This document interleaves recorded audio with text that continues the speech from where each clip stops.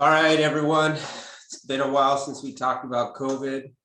I was hoping we wouldn't have to talk about COVID ever again, but this darn virus keeps coming back and coming back for more.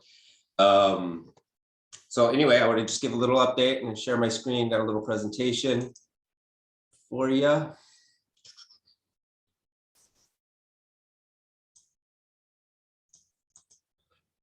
So I'll give an update and tell you what's changed and why it's changed. So we'll go over the Delta variant, which is the latest thing to be giving us problems here. Talk about vaccines, talk about breakthrough cases, as well as what we think, or what I think is going to be next in terms of how this plays out over the next several months. And then I think Davis is going to provide us all with some updated company policies with this stuff, because as the virus changes and the situation changes, our policies have to match the reality on the ground.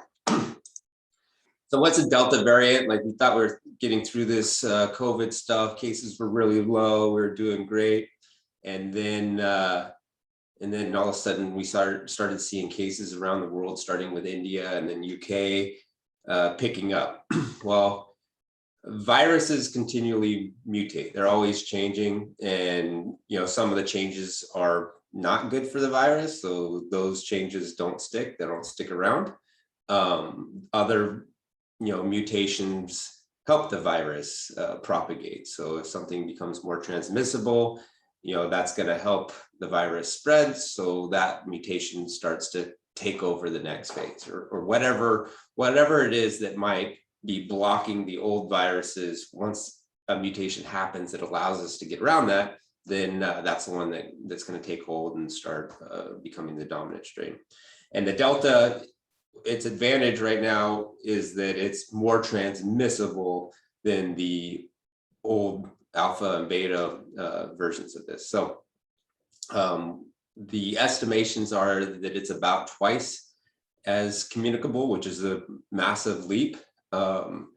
And that they're seeing viral shedding from Delta patients is about 1,000 times that of the other variants. So why is that important? So typically the pandemic will fade as a population reaches herd or community immunity. That happens by either getting infected and having antibodies and T cells that are ready for the virus, or through vaccination, which we'll talk about vaccines here in a second. That's another way you can get antibodies. So, people talk about herd immunity. Once we get to herd immunity, we'll be fine. Well, what is herd immunity? It's kind of a tricky thing, because it depends on the reproductive rate of the virus, which is called RT, or R naught is saying, when we refer to R naught is how many people would, on average, each person give the disease to if there were no mitigation strategies in place. So if you didn't have masks, you weren't doing any social distancing, all these things, like what is the reproductive rate of that? R naught for the previous viruses was around 3. R naught for this one, if it's double, it's about 6. In order to get to community immunity, the simplest formula there is 1 over 1 minus R naught. It's actually more complicated than that, but if you're doing kind of a rule of thumb, that's what it is. So if an R naught of 3, if you get 67% of the people with immunity, the virus should start to die out, and the pandemic will essentially be over. If you have R naught of 6, that means 83% of people need immunity for you to reach this magical herd immunity. So obviously you get a variant that shows up like Delta, and maybe we're doing fine with the amount of community immunity we had at that time, between mitigation measures and immunity, and then all of a sudden you get something twice as communicable. All of a sudden you see it pop up again, and that's what we're seeing right now with Delta variant. You're seeing a lot of people getting sick. So the more immunity required means that either more people are going to get sick, which we're seeing that, or more people need vaccination to get to that immunity. So what is it better? Is it better to get sick or is it better to get the vaccine to get immunity? So, if you're just looking at mortality or morbidity, you have about 10 times as many vaccine doses have been administered than COVID cases in the US. And you have had about 100 times as many deaths associated with COVID compared to the vaccine. So I'm not, the vaccine is much safer than getting COVID. It's about 1,000 times as safe as getting COVID. And the adverse events from the vaccine have been primarily related to anaphylactic shock, basically having an allergic response to the vaccine, and it's very rare. So if I'm going to choose on my own, and I get a lot of people talk about freedoms and stuff like that, but if I'm going to use my freedom, I'm going to choose to get the vaccine rather than get sick, because it's a lot safer than getting sick.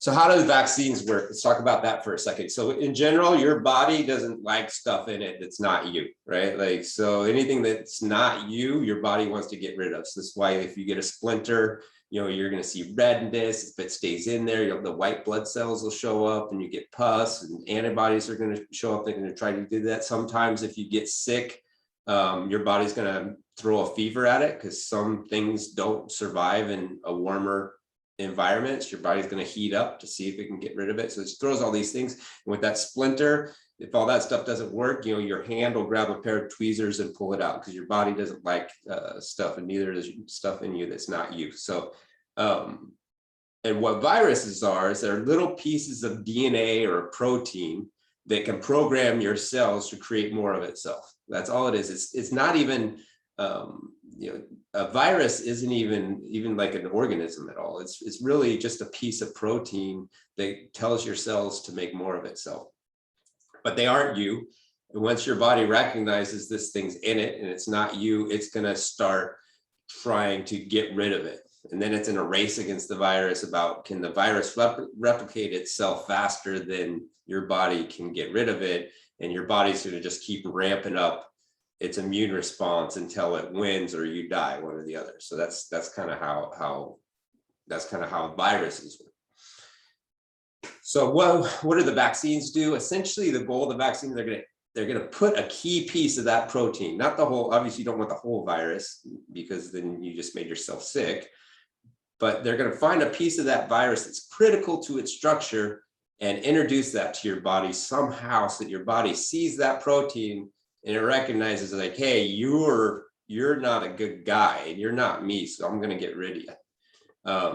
That's typically done with an attenuated or dead. They call it dead viruses. Viruses are never really alive to begin with, but they call it an attenuated virus, or a protein portion of the virus.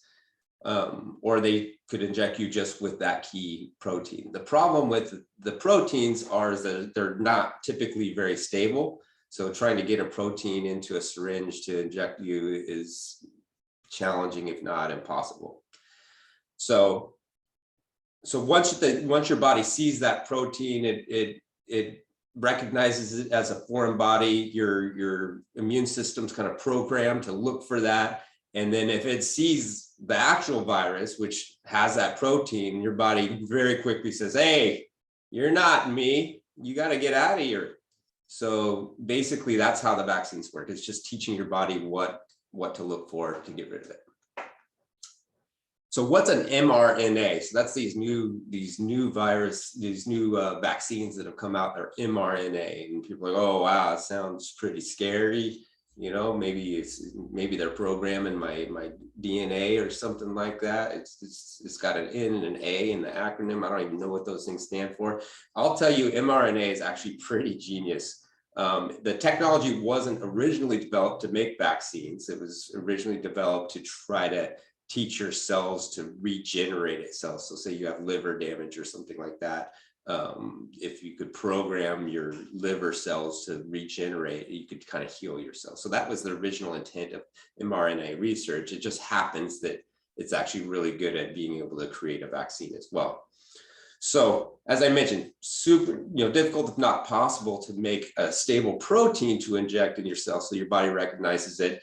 But what they did figure out is I can use this mRNA to tell your cell to make the protein. So you inject this messenger, it's called messenger RNA.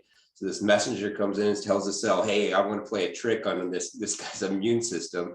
Let's create a bunch of this protein, freak him out, make him think he's got the COVID. And so they prank your immune system, but it puts it on alert. So now it's going to recognize, your cells in this mRNA created a bunch of the proteins so that it knows what to look for.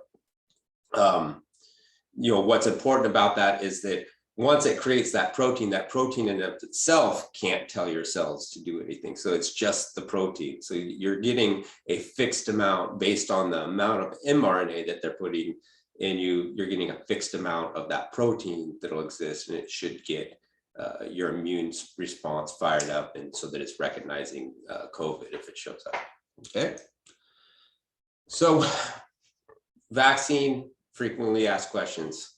I don't know if anybody in this company has these questions, but I'll walk through them.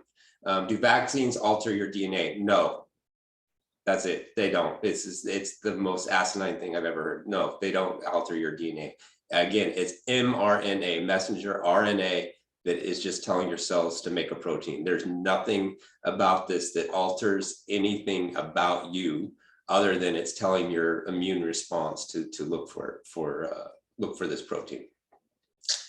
Are the tracking devices in the machine? Actually, there are. So it's super rad. I got my Strava app on my phone. I don't even have to bring it on my bike rides anymore because I can just use the tracking device that's in me and download the data after I get back. I'm totally joking. No, there's no, if they figured out how to put a tracking device in a syringe and inject you, I mean, that would be even more genius than mRNA itself. No, there's no tracking devices in this. This is again a bunch of silliness that people who maybe think everything has a nefarious purpose. That there's a bunch of doctors that aren't actually out there trying to do doctor stuff and get people healthy. That they're out there trying to make tracking devices so that Google can track you or something. I don't know. I don't understand the intent or where those kind of conspiracy theories come from. But no tracking device in there. Will you get sick from the vaccine? You might feel sick. Remember, your immune system has to respond to the protein. That means your immune system is going to fire up. It's going to create antibodies. It might create a little bit of a fever. For myself, when I got the second dose, especially, I got a little fever it lasted about 4 or 5 hours. I didn't feel sick, but I knew something was going on with my body. It didn't feel normal, right? So anyway, you're not sick. Again, it's not creating a virus in you. It's just introducing this protein and firing up your immune response. Can you get COVID after vaccination? Yes, you can. Oh my gosh, why would I even get the vaccine if I can still get sick with COVID, right? It makes no sense. Well, remember what the vaccine's doing. The vaccine hasn't put like a bubble around you where these the virus particles can't get into your system. All it's done is taught your immune system how to react really efficiently and quickly to it. So it's just more prepared. So this is why there are breakthrough cases. They're less severe and you're typically asymptomatic. I'll show you some data here in a second about that. Breakthrough cases also appear to be less transmissive. I know that there was this case in Massachusetts where a bunch of vaccinated people that were indoors in air-conditioned environment all got sick, but that's kind of the exception of the rule. They were in the perfect transmission area for that, and a few people got sick there. So, but this is why CDC though has issued this guidance for in high transmission areas for people to wear masks indoors, even if they're vaccinated, because we know they can be transmissive, but most of the data says that vaccinated people are are far less likely, these breakthrough cases are far less likely to transmit from person to person than somebody who has actually not a breakthrough case. So looking at, there's a few states that are keeping track of their positive, all these states here, I think it's about half the states are keeping track of when they get a positive, was this person vaccinated or were they not vaccinated? And by and large, every state has between 94 and 99% of their reported cases are unvaccinated people. And I know like in Orange County, they keep track of COVID related hospitalizations and what percentage of people are vaccinated, not vaccinated. It's about 95% there as well. So by and large, this current spike that we're seeing, by and large, it's a spike of the unvaccinated, or people that haven't had COVID before. So where is this thing going next? I mean, gosh, I was hoping this was going to be, basically start going away by now. It's a very unpredictable thing, but I'm going to give you just my thoughts for whatever it's worth. It's free advice, probably worth even less than that. But I think that this current wave is going to end really soon and really quickly. We've seen the Delta in other countries do the same thing where people get sick. I think we're actually just seeing the tip of the iceberg with it. That a lot of non-detected infections were going on before, and we're just seeing the very tip. So I expect this to probably start falling off within the next week, where things are going to start getting better. Unlike previous waves that kind of had like a slow taper after their peak, I think this will drop off much quicker. And we saw that in the UK, and we've seen that other places. I think though there will also be another wave in the fall. Why do I say that? Because especially in the winter places, as people go indoors, it changes the R value, your reproduction value, because people are in settings that it transmits easier. So I won't be surprised if we see another little wave in the fall. My hope is that'll be kind of the last one of the quote unquote pandemic, right? There's gonna be more variants to this. I mean, this is what vaccines do, they change. So there's gonna be more variants. And I'm gonna predict that there's gonna be one that gets around the vaccines. As you have so many people sick and so many people vaccinated in the same area, the mutation that would be advantageous to COVID would be one that allows it to infect a vaccinated person and be highly transmissible from that person. So it wouldn't be surprising if a mutation ends up happening. All it takes is once for that to happen, and all of a sudden now you've got kind of a new outbreak. So the new variants, people say, oh, well, usually as things mutate, it becomes less severe. That's not always the case. That's kind of a random wild card. The mutations will stick if it's advantageous, and it won't stick if it's not. So if severe illness, helps it for whatever reason, that's going to stick around. Or if it's agnostic about more severe or less severe, it's kind of a coin flip as to what's going to happen there. So I don't know, so that's the thing. Anybody who predicts it to go one way or another is kind of making stuff up. I would expect boosters. They already today just announced that immunocompromised people can get boosters. I expect as they learn how long the vaccines are effective in people, they're going to create, there'll be opportunity for people to get boosters at some, interval, whether it's once a year, once every 5 years, whatever that tends to happen. And I think that COVID, as I said, the pandemic portion of this is going to fade away. I expect by the end of the year, this is all, all mainly behind us. But I think that COVID's going to be something that it becomes part of our vernacular, just like the flu is. I think it's going to be impossible for this to be eradicated like a polio or smallpox type thing, because those viruses didn't really mutate enough. So I don't expect COVID just to disappear, but I think that it'll just be kept down at a low enough rate for it's not all these mitigation measures and things like that going on. So that's my 2 cents anyway about what's next. I know Davis is going to have some thoughts. He's going to announce the changes to company policy as we're going through this wave, and it's really confusing right now because you've got Fed saying one thing, state saying another, local municipality saying something else. So trying to figure out what the right thing to do is really challenging, and just everybody be patient with us as well, because we're just trying to do the right thing to protect the people in the company, as well as let us all thrive and as a group. So thanks a lot for listening, and we'll talk to y'all later.